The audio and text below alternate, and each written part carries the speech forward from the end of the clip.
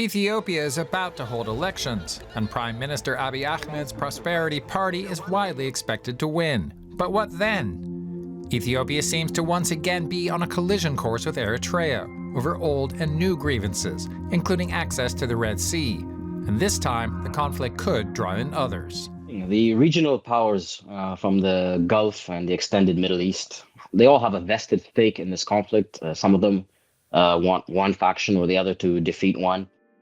Let's take a step back. Ethiopia is one of the world's largest landlocked nations. It lost access to the Red Sea when Eritrea became independent in 1993. Abiy has said his country is in a geographical prison, and in February got blunter. For Ethiopia, this isn't just about imports and exports. The country already has a deal with Djibouti to use its port for that, though it complains about the fees it has to pay for the privilege.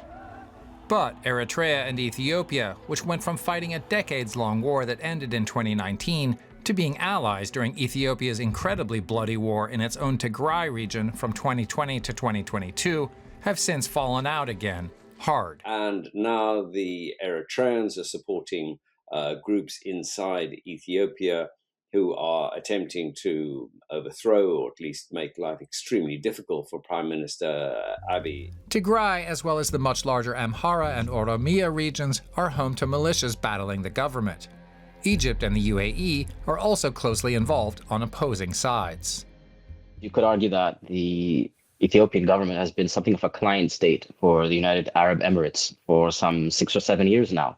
And as such, it has been supported and armed by the United Arab Emirates, and that has gotten it involved in the conflict in neighboring Sudan. And there is an alliance now, at least in part, between the Eritreans, Sudanese armed forces, and the Egyptians. So that's the one alliance. The other one is the UAE and the Ethiopians with the RSF. So you have two parallel alliances which are hostile to each other. So you have an ambitious leader who wants to change his country's borders by force, backed by forces accused of genocide, and rampant militias. What could go wrong? Unlike the war that killed hundreds of thousands from 2020 to 2022, this one might see regional spillovers and the involvement of multiple players from across the region. The US-Israeli war with Iran has hit Ethiopia's economy hard and has the UAE distracted. But the danger of open conflict and wider war in the Horn of Africa remains dangerously high.